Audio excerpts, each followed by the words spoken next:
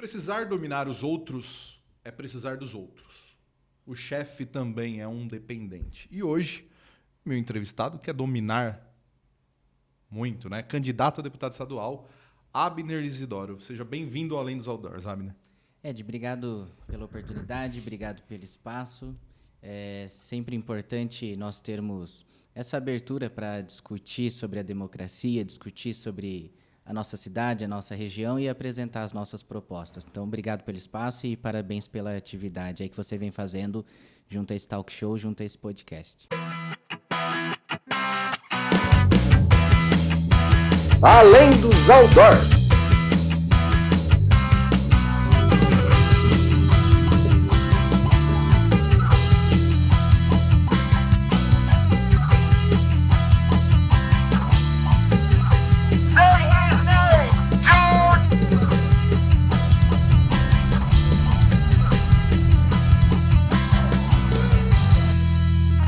Diretamente aqui do Dual Cowork começa mais um Além dos Outdoors, o maior programa de entrevistas do Centro-Oeste paulista. Vou aqui enumerar os nossos parceiros, começando pela Eficaz Mídia, que tem todo o mobiliário urbano de Arrudos e Bauru, mais de 900 pontos de ônibus, onde você pode fazer sua campanha offline. E também a Facop, a Faculdade do Centro-Oeste paulista, que tem o curso de odontologia noturno, que é um diferencial aqui na região. E também a Clínica Facop, onde você faz os seus tratamentos sem pagar nada. Você paga só o valor do material e ainda esse valor do material eles vão lá e parcelam no boleto, Paulo. Eu, por exemplo, agora sou um cliente lá. A Facop, nossa parceiraça. Estamos aqui no DUI com a Pureza Filmes, fazendo toda a nossa técnica. Vamos começar então o nosso programa. Nos acompanhe, nós estamos em várias redes de TV, rádio, e passa aqui embaixo. Estava ficando muito numeroso o número de pessoas de rádios para a gente falar. A gente decidiu não falar mais e colocar tudo escrito para vocês, certo? Abner, candidato a deputado estadual. Cara, você é muito jovem. A primeira coisa que eu notei ao chegar aqui no estúdio te encontrar, assim, um menino. Quantos anos você tem? Eu tô com 25 anos, sou casado com a Vanessa já, nós estamos juntos, casados há 7 anos. Você tem 25 e é casado há 7, casou com 18 anos. Exato, tenho uma filhinha aí de 4 aninhos, cresci na igreja, sou de uma família cristã, né, de uma família evangélica, protestante, toda a minha família é de pastores. Eu comecei a pregar ainda com 12 anos na igreja. Com 20 anos de idade, fui ordenado pastor. Então, eu sempre fui apaixonado por pregar, por estudar a Bíblia. Então, isso foi um caminho natural. E sempre, desde muito jovem, eu sempre me envolvi com a igreja, sempre me envolvi com a política. Comecei na política aos 13 anos de idade. Logo aos 18, 19 anos, fui trabalhar no Congresso Nacional em Brasília. Trabalhei na Assembleia Legislativa do Estado de São Paulo também. Até porque eu sempre gostei do que Ulisses Guimarães falou uma vez, que política não se faz com idade, né? Política se faz com coragem. Então, quando a gente tem coragem para defender os nossos ideais, não importa se nós temos 18 anos ou 60 anos.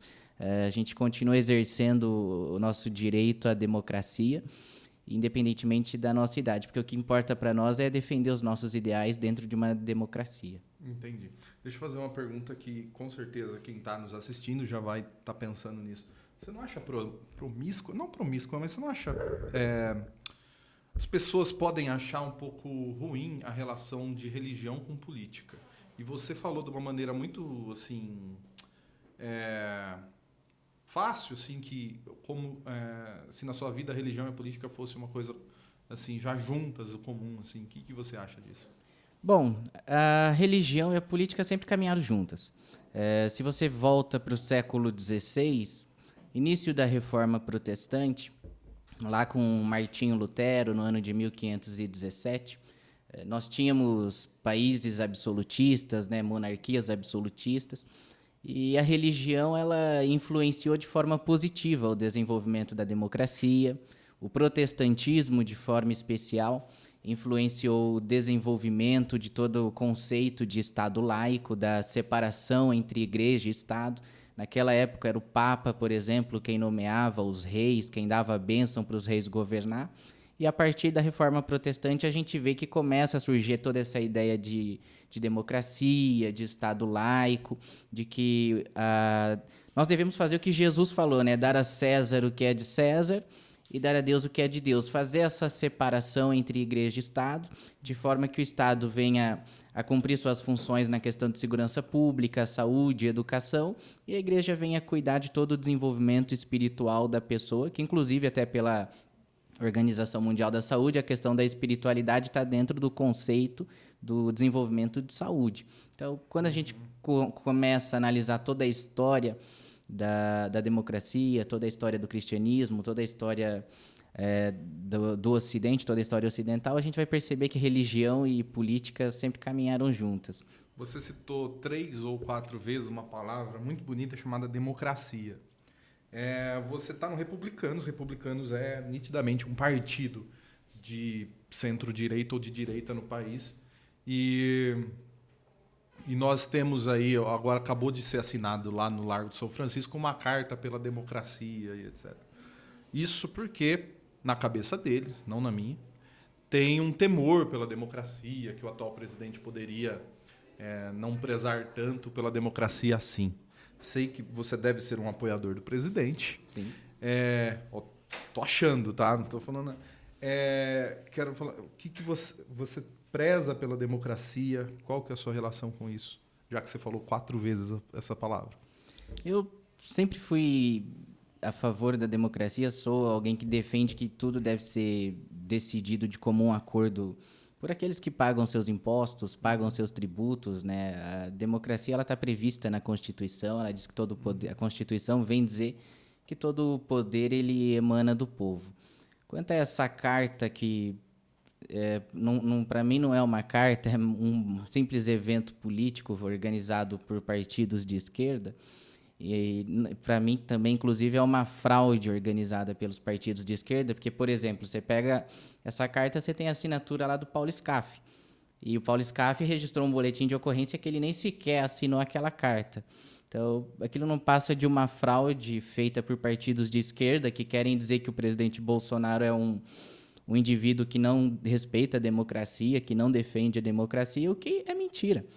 Você vê, por exemplo, investidas do Judiciário, do Supremo Tribunal Federal contra o presidente da República e seus apoiadores, e o Bolsonaro nunca fez nada antidemocrático para afrontar o Supremo Tribunal Federal. Pelo contrário, tudo que ele fez foi dentro daquilo que o nosso ordenamento jurídico brasileiro prevê, acionando seus advogados, acionando a Advocacia Geral da União, mas sempre dentro do que toda a nossa legislação prevê. Nunca fez nada fora. E se tivesse feito, certamente o Congresso Nacional e o STF já teria cassado ele, mas não cassou porque ele simplesmente respeitou a lei até os dias de hoje.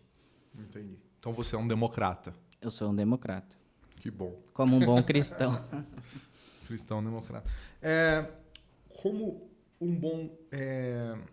Vou levantar polêmica, porque esse é o papel do programa, né? Claro. Como um bom cristão democrata e de direita, você deve apoiar o armamentismo, ou não? Ou nós vivemos em outro país? Não, eu sou totalmente a favor da flexibilização da lei que garante o acesso à posse e ao porte de armas. Inclusive, Jesus, num certo momento lá nos evangelhos, ele diz que chegará dias difíceis em que o amor das pessoas vai se esfriar, em que a sociedade vai ficar uma sociedade corrompida, e que seria necessário até mesmo a gente pegar, vender nossa bolsa, nossa roupa e comprar uma espada, que hoje poderia ser traduzido por arma. Então, dentro do próprio texto bíblico, você tem textos que defendem a utilização de arma para defesa pessoal, defesa de terceiros, defesa da propriedade privada.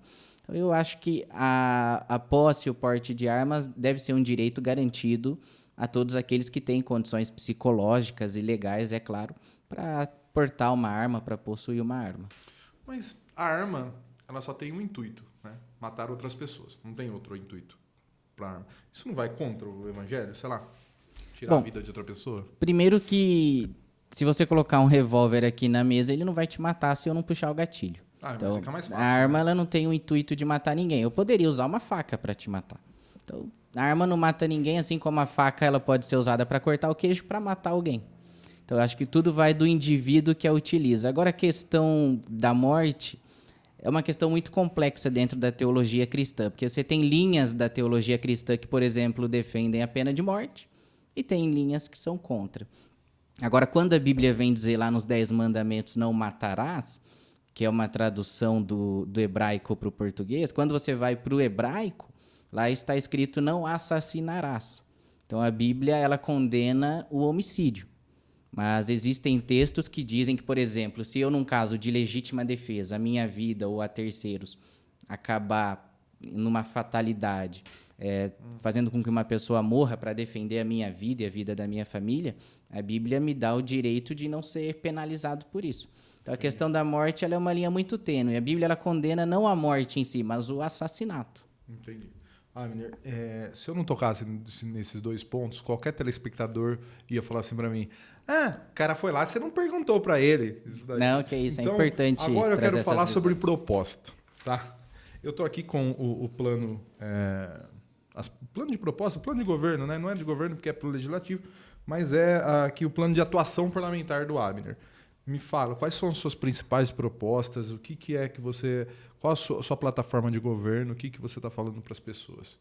Bom, primeiro, acho que é importante destacar que eu sou o único candidato a deputado estadual em Bauru e região que possui um plano de atuação parlamentar. Nenhum outro candidato na nossa região possui um plano de atuação parlamentar. Então, eu trago por escrito todos os meus compromissos, todas as minhas propostas. Eu trago por escrito o que eu vou fazer sendo eleito pela população de Bauru e de região. E ali eu elenco propostas para indústria, regional, paulista, saúde. Uma das propostas que eu faço, por exemplo, na questão da saúde, é fazer com que o Hospital das Clínicas ele não só tenha todo esse seu aumento de leitos de enfermaria e de UTI, mas que ele seja também utilizado e transformado num centro regional de referência em transplante de órgãos. Eu mesmo nasci com uma deficiência no fígado, nasci com uma trombose no fígado e isso evoluiu para cirrose. Então, eu faço um tratamento de cirrose hoje. Eu sei na pele o que é você depender e estar na fila de um transplante de órgãos. Se você for fazer uma cirurgia hoje de um transplante de fígado na rede particular, é R$800 mil. Meu pai tem problema no fígado. Então, e quem que eu tem... caminho para lá também. Assim como meu pai é problema através do álcool, sabe? Do álcool. Aí você bebe 40 anos, aí seu fígado parece que não aguenta. Parece, não tenho certeza. Aí você vai ver R$800 mil para você fazer um procedimento desse na rede particular. Muito caro, né? Quem que tem? Ninguém tem. Então, a minha ideia é fazer com que o Hospital das Clínicas seja transformado num centro de referência de transplante de órgãos. Hoje, o mais próximo da gente seria ali em Botucatu, mas que nós temos, no caso, um hospital até melhor em São Paulo, que é o Hospital das Clínicas. E a minha proposta é fazer com que Bauru tenha esse hospital que faça transplante de órgãos para atender toda a região de Bauru, toda a região de Marília, que a gente está falando de mais de 1 milhão de pessoas que, infelizmente, acaba tendo que se deslocar até São Paulo.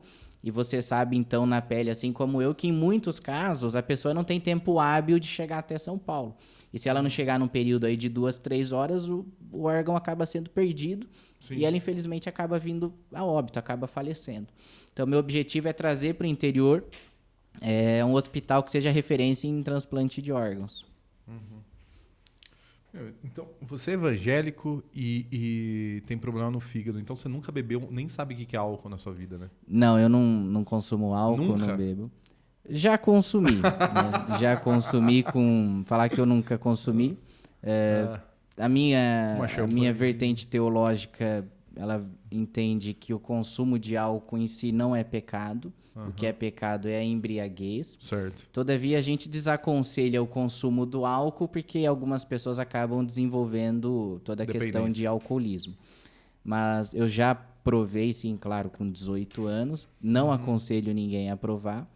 E hoje não bebo, nunca fui de beber, nunca fiquei bêbado.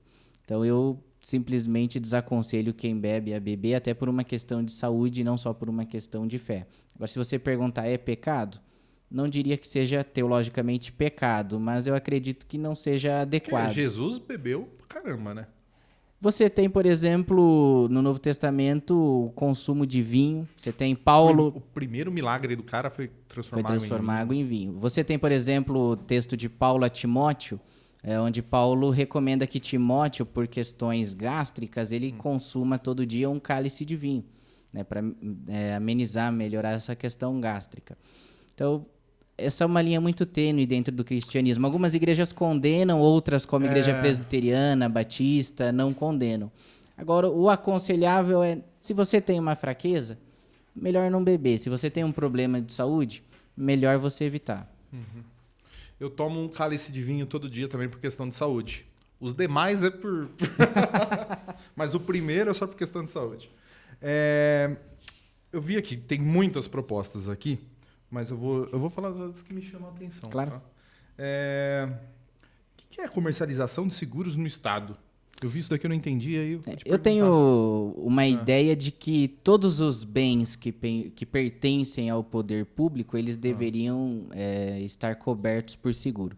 Então, por exemplo, você tem um veículo, né, a administração pública possui um veículo ou possui um imóvel, se de repente acontecer alguma fatalidade, perder esse automóvel ou perder esse determinado imóvel, hoje não existe uma lei que obrigue o poder público a ter um seguro que cubra um eventual dano a isso. Então, eu acredito que como o patrimônio público é constituído de dinheiro de impostos, de tributos, eu acho que tudo deveria estar coberto por seguro. Se, de repente, um carro da administração pública for perdida, uma mesa, um imóvel, a gente não teria nenhum dano, isso não iria ocasionar um dano ao erário, um dano aos cofres públicos, porque a gente estaria coberto por seguro. Hoje, não existe nenhuma lei que obrigue a administração pública a ter seguro para aquilo que é de sua propriedade. Quando a gente fala em política, o cidadão médio brasileiro associa logo a corrupção. Assim, você tem algum plano? E a corrupção? Porque um dos principais... A gente também, o cidadão médio, liga o deputado diretamente a conquistas, à quadra, ao postinho de saúde, à ambulância. E esse não é o principal papel do deputado, né? Isso daí é deveria ser o menor papel do deputado. O principal papel do deputado é fiscalizar o governo. Exato. Né? O que você pensa sobre isso?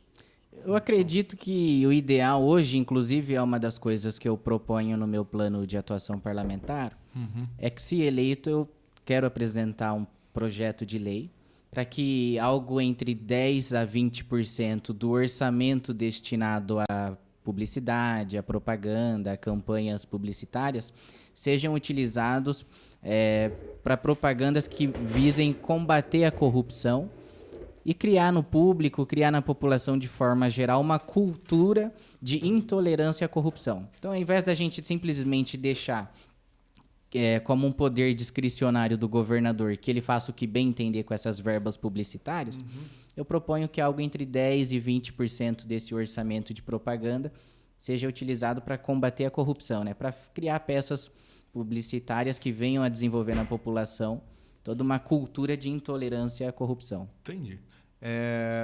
Deixa eu fazer uma pergunta. Você é bauruense? Sou bauruense. E a prefeita de Bauru, ela também não é bauruense, mas ela é evangélica também. Qual a sua relação com ela? Você gosta? Como que tá a sua relação com a prefeita? A minha relação com a prefeita sempre foi de muito respeito. Eu conheço a prefeita desde antes dela ser eleita prefeita de Bauru, inclusive em virtude de nós todos sermos evangélicos, sermos cristãos. Então, a minha relação pessoal com ela é de muito respeito, a gente sempre conversa muito bem, sempre se cumprimenta com muito respeito, seja na igreja, seja fora da igreja. Então, não tenho críticas à pessoa da Suelen para fazer, né? Tá. Então, ele falou assim porque o governo ele tem crítica. Não tá gostando da administração da prefeita, Abner? Abre o coração pra gente. Vai lá. Não tenho críticas à administração em si. Ela é amiga minha, mas naturalmente ela está no seu primeiro mandato, ela nunca teve um cargo público, né? Antes dela ocupar a prefeitura, ela era jornalista numa emissora de televisão. Então não sabia onde estava entrando, né? Então é a primeira experiência pública dela. É natural que se cometa alguns equívocos, é natural que se cometa alguns erros. Eu acho que se houve alguma irregularidade que envolva a gestão dela ou algum secretariado dela, isso deve ser investigado, como a Câmara Municipal já tem investigado através da comissão processante. Agora, não cabe a mim fazer essa condenação, porque eu não sou vereador. Certo. Né? Eu não tenho um mandato outorgado pela população na condição de vereador para fazer essa condenação. Agora, a investigação também não é sinônimo de que ela será condenada ou de que ela será A absolvida. investigação é sempre bem-vinda. A investigação ela é sempre bem-vinda, Quando porque ela feita esclarece, de acordo né? com as coisas... Ela traz luz a eventuais dúvidas. Então, eu acho dado que investigar não é demais. Devido espaço ao contraditório, a defesa pode investigar tudo, né? Não tem por que não investigar. Uma coisa que é muito importante no Estado, que a gente depende muito do Estado, é a educação. Porque a gente não tem escolas federais, né? A gente tem escola municipal no ensino fundamental e aí na hora que o pessoal é adolescente está lá na escola estadual. O que você fala para mim que você tem de proposta para a educação? Que é uma coisa que a gente vê, sente na pele, que é o Estado que comanda, né? Bom, primeira coisa, naturalmente eu como cristão, se eu for eleito, um dos projetos que eu pretendo apresentar é que se proíba toda e qualquer discussão de ideologia de gênero nas escolas. Quero propor um projeto de lei que, inclusive, proíba a implantação e a utilização de linguagem de gênero neutro na escola, mas também proponho projetos que, por exemplo, faça toda uma reformulação na estrutura arquitetônica das escolas. Hoje, a arquitetura das escolas ela é baseada num modelo desenvolvido na década de 40. Então, a nossa ideia é criar um projeto de arquitetura que seja mais atrativo aos alunos e não dar continuidade a esse modelo prisional que a gente tem nas escolas, que é um modelo mais barato e que se preza mais pela vigilância dos alunos, como se eles estivessem presos ali. Então, a nossa ideia é reformular todo o modelo de arquitetura de forma que os municípios sejam obrigados a seguir este modelo. Também propomos que o plano do magistério ele seja regulamentado e seja implementado, porque ainda não o foi, e, portanto, os professores não têm ainda os seus direitos garantidos. E também queremos regulamentar as escolas municipais de ensino fundamental em período integral.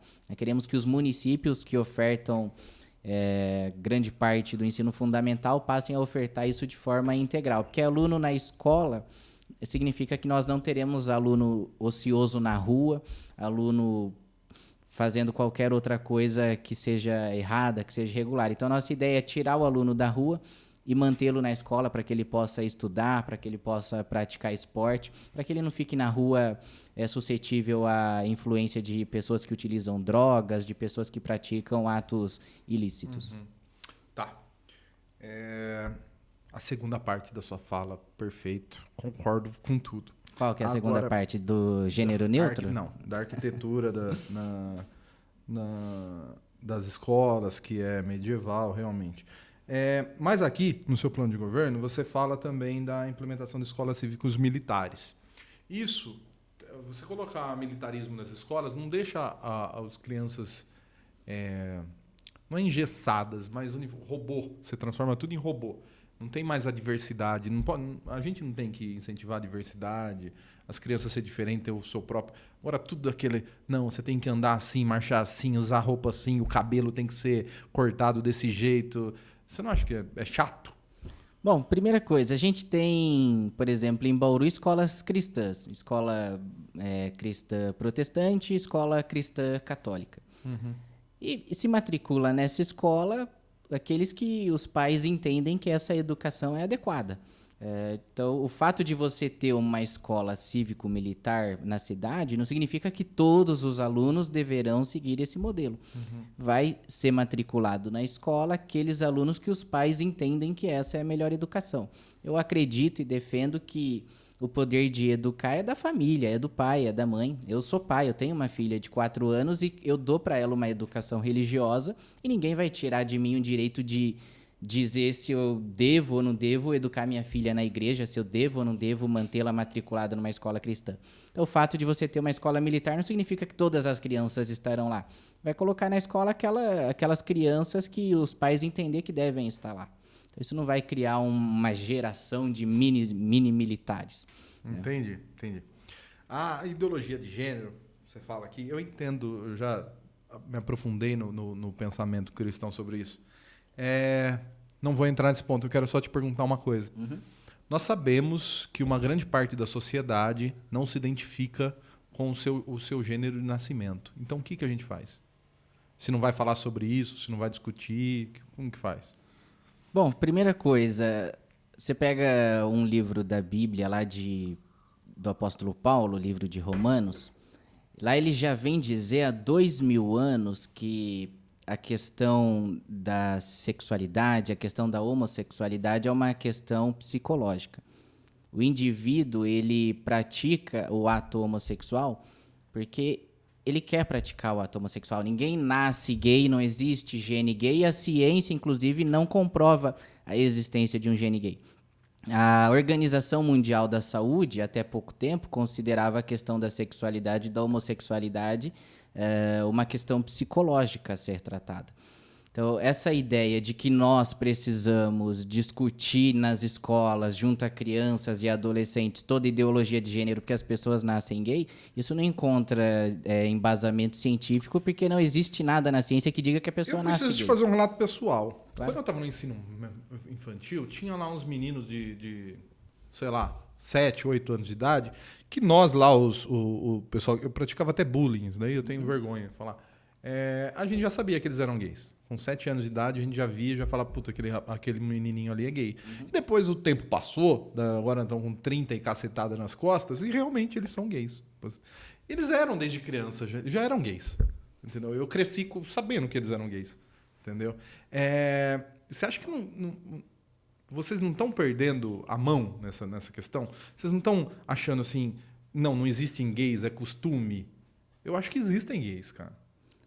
Bom, todo filósofo e todo sociólogo já há muito tempo diz que a gente é moldado pelo meio em que a gente vive. A gente nasce como uma folha em branco e a sociedade vai nos moldando. Se você parar e refletir sobre esses indivíduos, você vai ver que existe aí uma influência familiar, uma influência de amizades nesse sentido. Então, a ciência, inclusive, vem comprovar que isso é uma questão Filosoficamente, eu discordo de você. Eu acho que o ser humano nasce como tem que ser e a sociedade não o molda. A sociedade o controla. O ser humano é mau, o ser humano nasce... E a sociedade foi criada para controlar, para não deixar a gente sair matando um ao outro, etc. Mas aí nessa questão filosófica do indivíduo nascer como tem que ser, você vai cair na ideia de que o indivíduo nasce gay. E não existe nenhum embasamento científico de que a pessoa nasce gay. Esse discurso caiu por terra já há muito tempo. A pessoa, ela simplesmente pratica o ato sexual com um indivíduo do mesmo sexo porque ela deseja praticar o ato sexual com um indivíduo do mesmo sexo. Mas aí a gente vai proibir eles de fazer isso? Como que vai fazer? Em nenhum momento eu falei que se deve não proibir. Mesmo, realmente. O que eu falei é que nós não devemos, nas escolas, criar discussões de ideologia de gênero para criança porque e adolescente. Isso pode incentivar. Seria essa a ideia? Não digo que vai incentivar, mas eu digo que o pai e a mãe ele tem o direito de ensinar para o filho aquilo que ele acha correto. Eu sou cristão, eu sou pastor, a minha família toda é de pastores. Então eu não quero que ninguém chegue na escola e diga para minha filha de 4 anos que a relação homossexual é o modelo ideal de família. Concordo com você. Só para deixar claro que eu concordo. Nesse ponto que você falou, eu concordo. Agora deixa eu tocar em outro ponto. Tem que ter ensino religioso na escola?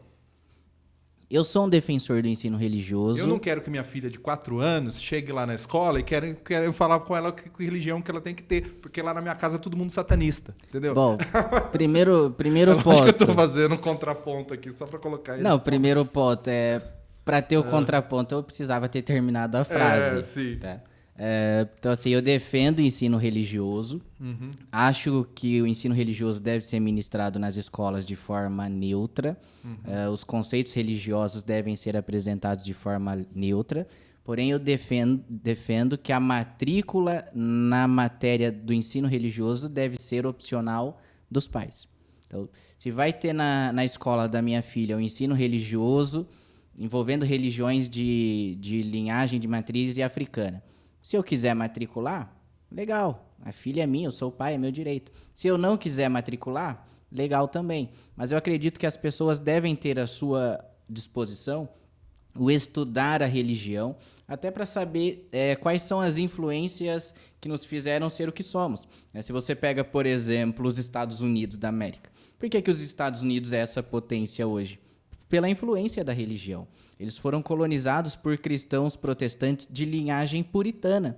E os puritanos, diferente da Igreja Católica, eles entendiam que o acúmulo de capital, que o acúmulo de riqueza era bênção de Deus. Enquanto a Igreja Católica entendia que o acúmulo de capital, a usura, era pecado. Então, os países como o Brasil, que foram colonizados pela Igreja Católica, economicamente e financeiramente, se ferraram.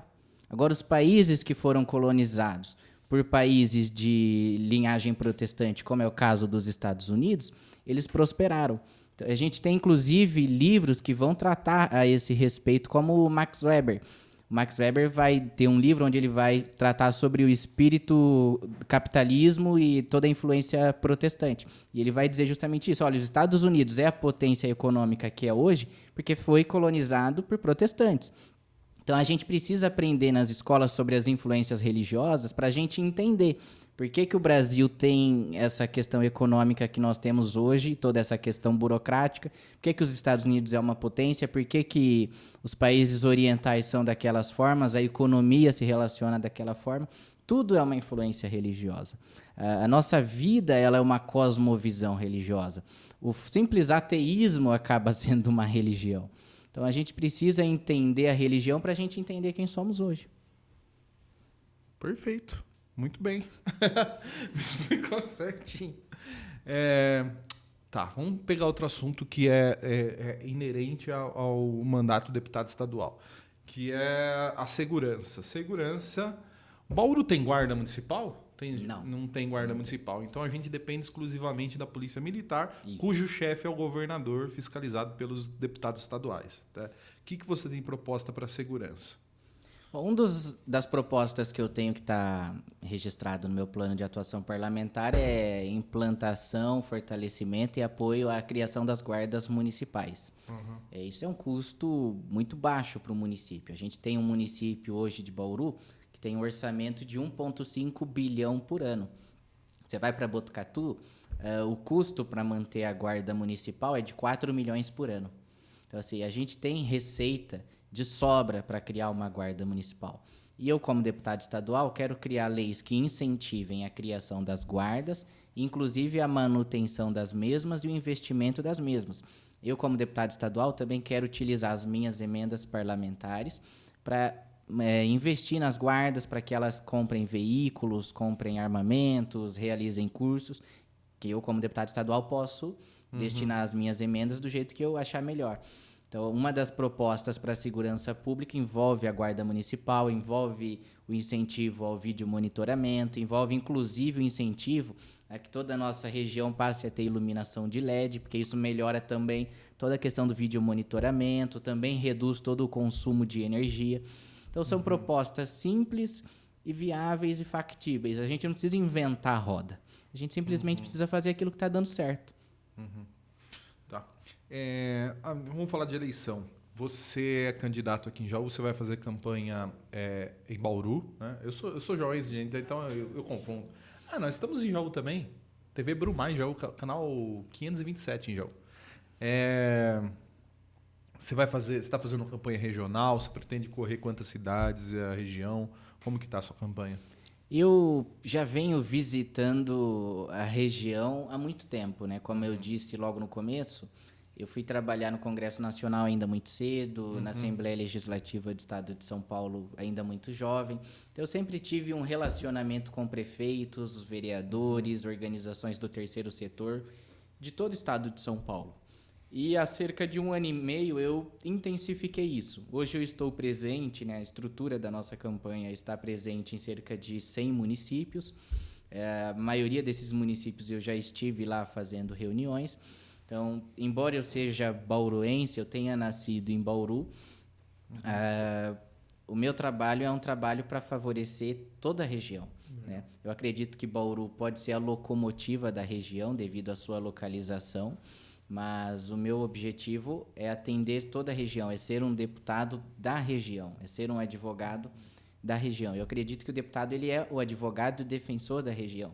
Se nós tivéssemos um deputado em 2020, por exemplo, nós não teríamos sofrido o que sofremos na mão do governador João Dória. E onde os hospitais nossos mal abriram, o HC, o Hospital das Clínicas, nem abriu. O prefeito abriu vergonhoso. uma briga com o governador no meio da pandemia. Rapaz, você acha que o governador... Para. Bom, eu Pensa politicamente. Eu não- Você é político também. Eu não vejo que foi uma questão de briga. O problema é que o calcinha apertada lá, ele é todo dodói. Ele não aguenta ouvir uma opinião contrária, que ele já leva tudo para a questão pessoal.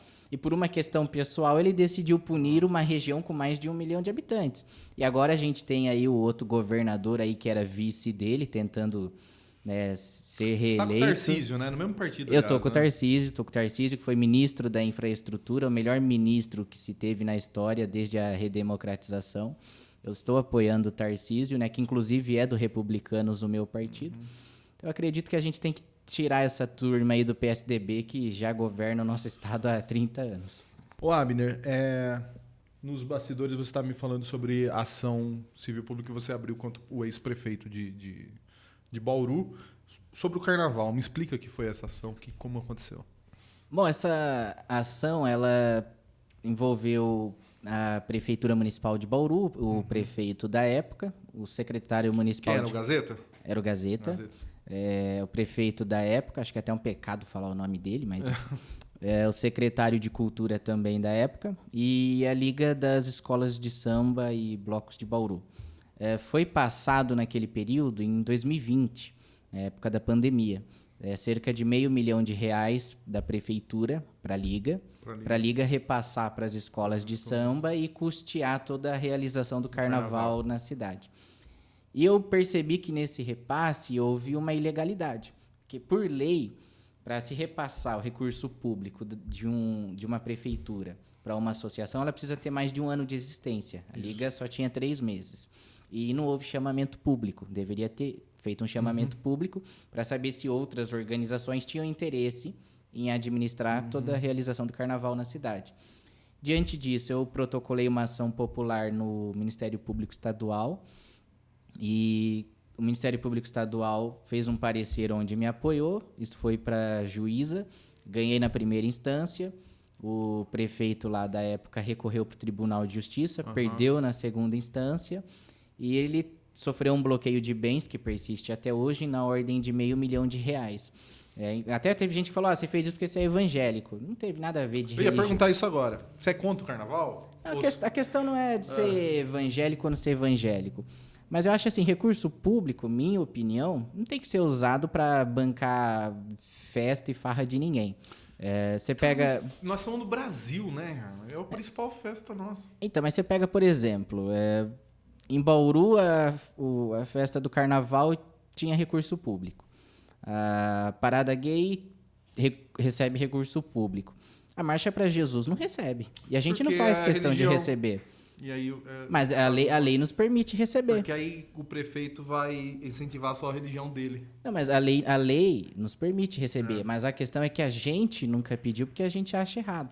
Eu tenho o pensamento de que o recurso público ele não tem que ser usado para carnaval, nem para Parada Gay, nem para Marcha para Jesus. Eu defendo isso. Eu acho que o recurso público é para saúde, é para educação, é para cultura. Bonito o seu discurso. Agora você vai falar para o prefeito do Rio de Janeiro que ele não vai incentivar o carnaval lá, que movimenta a economia da cidade pro resto do ano. Bom, primeiro que Bauru não é Rio de Janeiro. O retorno que você tem aqui em relação ao Rio de Janeiro é muito pífio. Sim. Agora, se você parar e comparar também o custo disso, pra gente é muito ruim. Porque você manda quase R$1 milhão para custear o carnaval em Bauru. A gente não tem uma economia para ter esse retorno. Segundo ponto, as pessoas lá vão beber, vão usar droga, vão brigar, aí vão para as nossas unidades de pronto atendimento, vão usar o nosso serviço de saúde, vão onerar o nosso serviço de saúde. E aí, então a gente só sai perdendo. Entendeu? Isso não traz um retorno de fato. Eu acho que o dinheiro da cultura deveria ser investido no teatro, que sempre vive uma situação precária, poderia ser investido na banda municipal, em organizações de danças e coisas similares, não em festa de carnaval, parada gay, ou até mesmo uma marcha para Jesus. É que você tem 25 anos, casou com 18, cara, você tem uma menina de 4 já, e eu com quase 10 anos mais... Não tem 10 anos, quase 10 anos mais que ele... Fico falando pra minha mãe, não tá cedo ainda, calma. Você tá louco? Tem mais uns 2 aninhos pra nós curtir aí, né? Carnaval é muito bom, Abner. Você nunca foi no carnaval, né? Nunca foi. Bloquinho do urso lá em Votuporanga, Paulo. Nossa! Torrinha. Tava com o ex-prefeito Torrinha, agora de pouco, o Ronaldo. O Ronaldo, amigo Conhece? meu. Ronaldo Gasparello. Tava agora... Nossa, teve uma passagem lá, não cabe contar no programa, depois eu conto fora do ar pra vocês. Eu era chefe de gabinete já e ele era prefeito, eu fui no carnaval dele lá, ele me viu no meio e me cumprimentou. Olha, o chefe de gabinete do prefeito de Dourado tá ali, cumprimentou. Não podia saber que eu tava lá. Aí saiu em tudo quanto é lugar. Essas coisas você não passou. Você foi exonerado? Você não passou por isso, né? Não passei. Então, tá vendo? Passei. Falta muita coisa pra você viver ainda. Abner, embora eu pense diferente de você, você conseguiu explicar para mim muito dos pontos de vista e de uma maneira aceitável. Assim. Eu não concordo com... Eu tenho uma visão mais liberal no sentido do liberalismo raiz mesmo, lá dos Estados Unidos, não do liberalismo brasileiro. Que eu acho que as pessoas fazem da vida dela o que elas quiserem e ninguém tem nada a ver com isso. Mas todas as explicações eu tive que concordar em certo ponto com elas, porque é muito centrado, até no ensino religioso na escola, que eu sou totalmente contra. Ao momento que você fala assim, não, tem que ter as matérias lá, você matricula optativo. Pô, ótimo, tudo bem. Vou ver um pouco de protestantismo, vou ver catolicismo, vou ver... história, né? Também. Concordo. A questão... gostei das suas propostas. Tem muito a ver com o mandato de deputado estadual, porque normalmente os candidatos têm propostas que é de prefeito. Vai construir casa, vai asfaltar a rua, vai fazer... Que são propostas de prefeito, não tem nada a ver com o mandato. Fez aqui, então eu me senti satisfeito. Eu quero agradecer a sua presença aqui no programa. Garanto que quem assistiu também ficou... Se não gosta das suas propostas, ficou na dúvida porque você explicou bem, ou se é da sua vertente, é evangélico, é conservador, você ganhou o voto da pessoa porque ela viu um representante que pensa igual ela e tem argumentos plausíveis, né? Então é isso. Obrigado por ter vindo aqui. Ed, eu que agradeço a recepção, agradeço a oportunidade. Eu acho que isso é democracia que a gente falou no começo, né? Eu posso não concordar com nada do que você diz, mas eu defenderei até o meu último suspiro de vida o seu direito de falar aquilo que você diz. Eu acho que democracia é justamente isso. Embora a gente talvez tenha visões diferentes, um defende o direito do outro de expressar aquilo que acredita. Eu agradeço pelo seu carinho. Aproveitando já essas palavras, também quero pedir seu voto para deputado estadual. E peço o voto também de quem estiver nos assistindo, né? Eu sou do Republicanos. Se você me permite, queria até passar minhas mídias. Fica à vontade. Vai estar acreditado aqui embaixo, mas legal. pode falar também. É só digitar lá no Facebook, no Instagram ou no Google, que tem o meu site, Abner Isidoro, né? Abner é até um nome chato. Minha mãe falou que colocou Abner porque é bíblico, mas na Bíblia tinha Marcos, tinha Lucas, enfim. Mas Abner é um nome bíblico também. Só digitar lá Abner Isidoro e, de repente, se a pessoa se identificou comigo, com pautas cristãs, conservadoras, é só no dia 2 de outubro, digitar lá 10345. Obrigado aí a todos pelo carinho, obrigado, Ed, pelo carinho, obrigado a cada ouvinte pelo carinho e que Deus abençoe a todos nós. Pessoal, esse é o Além dos Outdoors, o maior programa de entrevistas do Centro-Oeste Paulista. Obrigado por Presa Filmes, do Cowork, que estamos aqui. Vou falar dos nossos patrocinadores. A Eficaz Mídia tem todo o mobiliário urbano de Bauru e Agudos, onde você pode fazer sua campanha offline nos pontos de ônibus. A FACOP, a Faculdade do Centro-Oeste Paulista. A FACOP tem o curso de odontologia noturno e também mais de 50 pós-graduações. A FACOP ela é referência na América do Sul para a pós-graduação em odonto. Ela recebe aí o pessoal direto, Paulo, eu estou No Goró da Rosa tem o pessoal lá do Peru falando tudo enrolado, porque estão na Facop fazendo pós-graduação. É isso. Isso é o Além dos Outdoors. Obrigado, Abner, por ter vindo aqui, tá? E até o nosso próximo programa. Tchau.